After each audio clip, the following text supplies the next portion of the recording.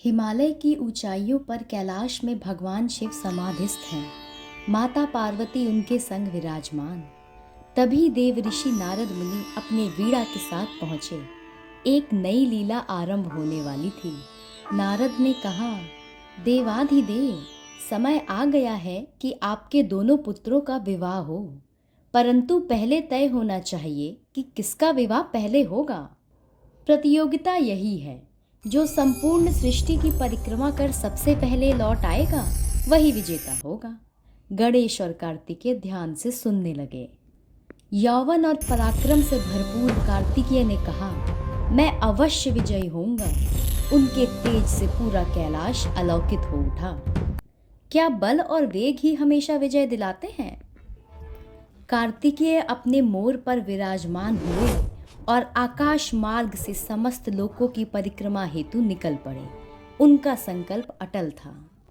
उधर गणेश शांत मन से बैठ गए, विचार करने लगे। संसार क्या है? माता पिता ही तो संपूर्ण ब्रह्मांड है।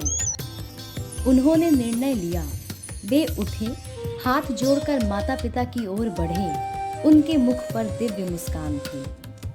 आपके विचार में गणेश कौन सा मार्ग चुनेंगे, शक्ति का या बुद्धि का? गणेश ने भगवान शिव और माता पार्वती की परिक्रमा शुरू की। हर कदम के साथ दिव्यता प्रकट होती रही। विनम्र भाव से गणेश बोले, आप ही मेरे संपूर्ण जगत हैं। आपकी परिक्रमा करना ही समस्त लोकों की परिक्रमा है।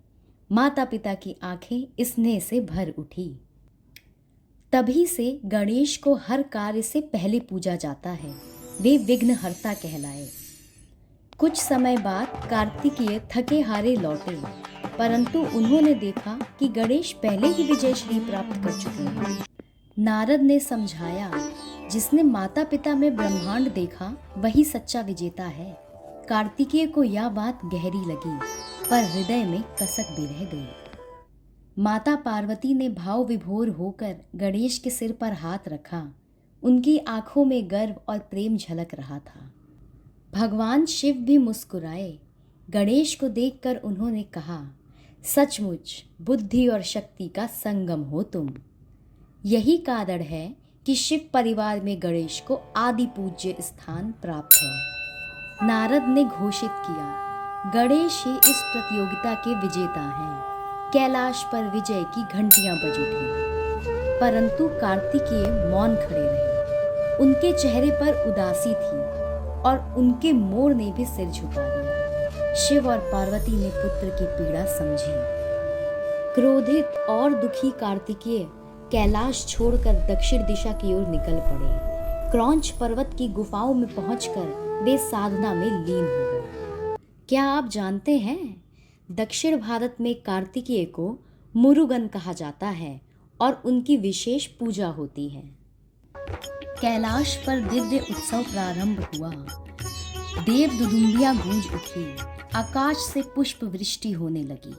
पूरा कैलाश हर हर महादेव और गणपति बप्पा मोरया की जयकारों से गूंज उठा। इस अद्भुत दृश्य ने देवगणों और ऋषियों को भी आनंदित कर दिया। माता पार्वती अपने पुत्र कार्तिकेय को मनाने क्रौंच पर्वत पहुंची। स्नेह से उनका हाथ थामा। शिव भी वहां प्रकट हुए। कार्तिकेय का हृदय पिघल गया और परिवार पुनः एक हो गया। तभी भगवान शिव ने कहा, जहां मेरा पुत्र कार्तिकेय वास करता है, वहां मैं भी वास करूंगा। उन्होंने अपनी दिव्य शक्ति प्रवाहित की और पर्वत से स्वयंभू शिवलिंग प्रकट हुआ। माता पार्वती ने उस पर मल्लिका के पुष्प अर्पित किए। यह ज्योतिर्लिंग मल्लिका अर्जुन कहलाया, जो आंध्र प्रदेश के श्रीशैल पर्वत पर स्थित है। इसे दक्षिण का कैलाश भी कहा जाता है। क्या आप जानते हैं, यह एकमात्र ज्योतिर्लिंग है जहां शिव और पार्वती साथ पूजित होते हैं।